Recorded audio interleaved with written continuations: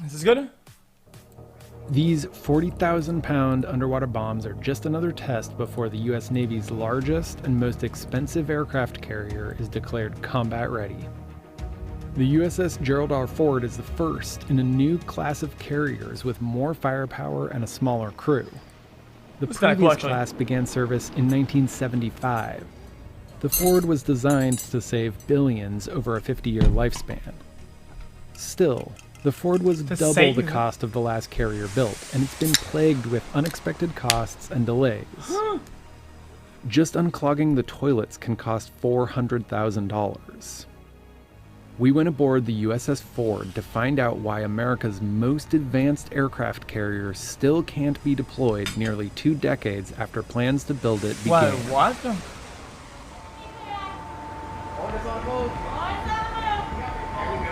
These sailors are moving ordnance onto a new kind of weapons elevator that allows them to do what would be impossible on any other aircraft carrier. We're bypassing the mess deck area. We're completely independent. You would never even see us moving ordnance throughout the day. So it's more secure with higher survivability, and we can store more on board. It's the only way to move munitions from deep inside the Ford to rearm planes on its flight deck. Less advanced carriers move weapons in a more dangerous way, through the hangars to the flight deck. There are 11 elevators on board, yet only 7 are fully functioning. Until all 11 elevators are complete, this ship can't be certified for deployment. The advanced weapons elevators are just one example of nearly 24 major new technologies that make the USS Ford cutting edge and one big floating experiment. Tal Manville is a retired Navy captain who served as the very first project manager on this new class of aircraft carrier. The ship was supposed to start construction in '04. It got moved to '05. They made an adjustment. They delayed it a second time. They delayed it a third time. Pushing that out, the ship, just by those delays, went from $6.4 billion to $10 billion. The Ford is the first of 4 new carriers already in different stages of design and build. The Navy plans to replace the entire supercarrier fleet with Fords. Billion? U.S. law requires its Navy to operate 11 carriers at all times, but with all the delays, the U.S. is down to 10. The reason we have 11 is driven by the fact that the U.S. Navy is kind of a 2-ocean Navy, if you will. Of the 22 aircraft carriers in the world, half are American, while China, Italy, and the UK have just 2 each. This carrier class, if we build 10 or 11 or 12, could go easily into the 22nd century. More than 5,000 shipbuilders worked an estimated 49 million hours to build the Ford. That's 7 times the hours logged building the Empire State Building. Admiral Mike Gilday, the chief of naval operations, said it was a mistake to introduce more than maybe 1 or 2 technologies on any complex platform at a time. Admiral Gilday is right. What you want to do is only do 1 or 2 new technologies on a new ship. And here's the reason why. Ships are the only weapon that the prototype, the first of the class, goes to war on. The ship was christened in 2013. The Navy accepted delivery of the ship in 2017 without everything working as a way to stay under that year's budget requirements. 4 years later, the carrier's systems and technology are still being tested, and it won't be ready for deployment until 2022. So it can go to sea, pilots can take off and land, but the problems are still being ironed out before it's ready to go to war. It's pretty clear that putting this many new technologies onto one ship was a mistake from a program management perspective, because it did cause the program to be delayed. The delays and tests and fixes are so costly that every new piece of technology is over budget. 2 of the technologies that set the Ford apart from every other carrier are the aircraft takeoff and landing systems. Some of those are very large, not incremental changes, but I would say revolutionary changes in terms of the electromagnetic aircraft launch system. What? I don't know. Other carriers use steam-driven catapults to propel their jets off the deck.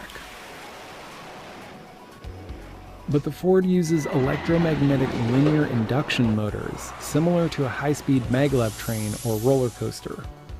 Just research and design on the electromagnetic aircraft launch system cost over $1 billion. Installing it on the USS Ford cost more than twice what it was supposed to. The steam catapult system had thousands of moving parts. There are less than $1 billion for a 100 roller moving coaster? parts on a electromagnetic catapult. So that was a big improvement. Fewer moving parts means fewer sailors to operate and maintain. The smaller crew and new technologies were projected to save $4 billion over its 50-year run, compared to the previous class of aircraft carriers. The new system causes less stress on the planes, so they last longer, and more types of aircraft can use it, including ones that are still being designed. Landing and takeoff are easier on pilots too, since a computer does the work. The pilot turns over control to the computer. It autopilots the airplane down to the carrier deck. And then when it hits that advanced arresting gear, it just smoothly brings it to a stop. So it's a dramatically different experience for the pilot. It's much safer. And then it's also going to make the airplane last longer. The Ford's computerized systems allow both lighter and heavier planes to take off and land, something that limited older carriers. The Ford's combination of new technologies means that a wider variety of aircraft can land on it. You guys, it's smoother arrestments for... You know nothing about healthcare. Dude, I come from Quebec, man. We got this shit for free, motherfucker. You got any problem, you go to the hospital for free. Wait a couple hours and you're in. aircraft. That is our goal here on board for future of naval aviation, flying drones and F-35s. You wave your little red card? Oddly enough, the new launch system can't handle the newest fighter plane, so the Ford will need a retrofit to handle the F-35 stealth fighter. Y'all motherfuckers got free vaccines. Everybody's out here, dude, where's my free healthcare? Bitch ass, you got free vaccines and you don't want to even fucking take them, fucking flat earther. Jesus Christ, man. The next Ford-class carrier is under construction in the shipyard, but it's already being modified for the F-35 at an added cost of $315 million. Many of the Ford's delays can be traced back to politics. 5 American presidents over 2 decades weighed in on the planning and building of the Ford. The Department of Defense made the aircraft carrier program far more expensive than it needed to be. And you can take that to the bank. So far, the true cost of building this warhorse is $13.3 billion, a number that's increased nearly every year since construction began. Even the most basic of onboard functions can be eye-wateringly expensive. The ship has 750 toilets connected through vacuum pressure, like the system on commercial jets. When one toilet gets clogged, the whole system can be affected. The fix requires an acid flush that costs $400,000, and the Navy has said it doesn't know how often it will need to be done. The Navy changed its shipbuilding programs when the Ford's problems came up. It began designing and testing the takeoff... Chat, obviously they thought about this, but how do they have electromagnetic flight jet propulsors that cost $1 billion, and if somebody goes downstairs and takes a shit on the first thing, everybody gets clogged and it costs fucking $1 million to fix it? What even is that? The fix requires an acid flush that costs $400,000, and the Navy has said it doesn't know how often it will need to be done. The Navy changed its shipbuilding programs when the Ford's problems came up. It began designing and testing the takeoff systems on land in 2011, while the Ford was under construction. The advanced weapons elevators are also now being tested before installation. However, that program will only benefit the next Ford-class carrier. Built as a deterrent, the true value of the Ford is likely to be in the wars it helps prevent, rather than those it wages. Oh, okay.